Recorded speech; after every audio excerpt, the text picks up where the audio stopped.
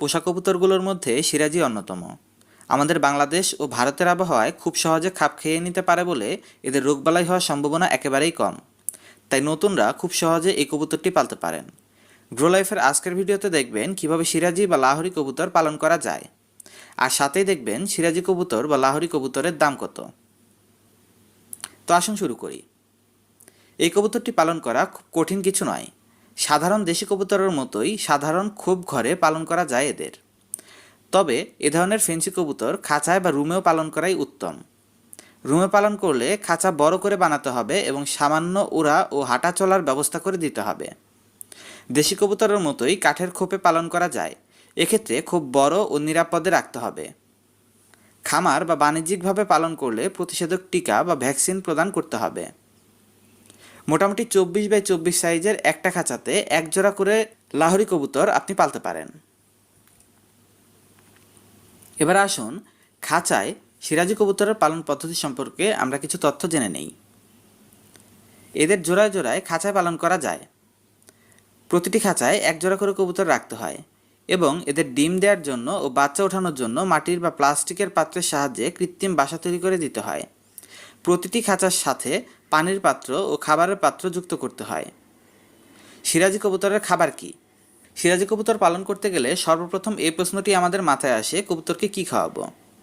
আসলে এদের থেকে সঠিক পরিমাণে বাচ্চা পেতে এবং সঠিকভাবে যত্ন পরিচর্যা করতে এদের খাদ্য ব্যবস্থাপনা খুবই প্রয়োজনীয়।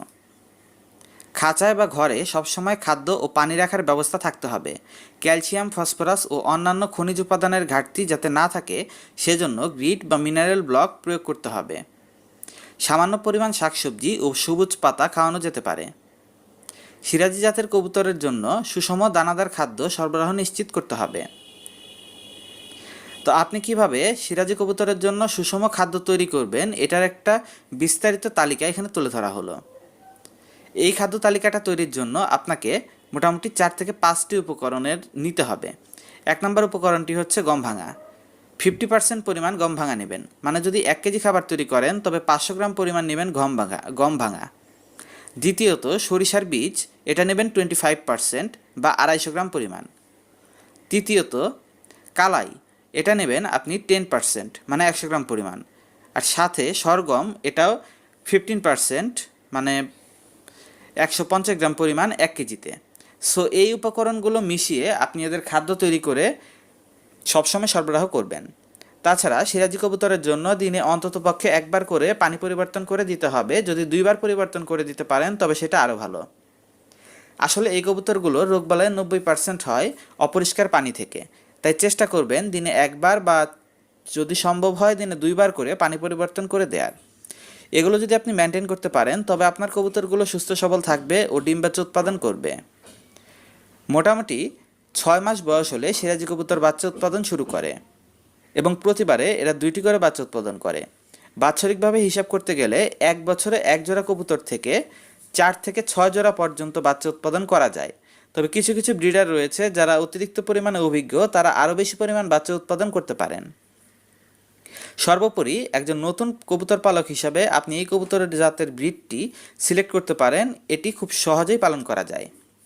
এবারে আসুন আমরা জেনে নেই লাহোরি বা সিরাজি কবুতরের দাম কীরকম। সিরাজি কবুতরের দাম অন্যান্য ফেন্সি কবুতরের তুলনায় একটু কম হয়।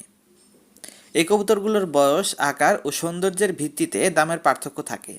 বিভিন্ন কবুতরের হাট ও অনলাইন বিভিন্ন পোর্টাল থেকে বা অনলাইন পেজ থেকে আপনি যদি কিনতে যান সেক্ষেত্রে দেখা যাবে প্রায় 1200 টাকা থেকে শুরু করে 3000 টাকার মধ্যে এই সিরাজি কবুতরগুলো বেচা কেনা হয়।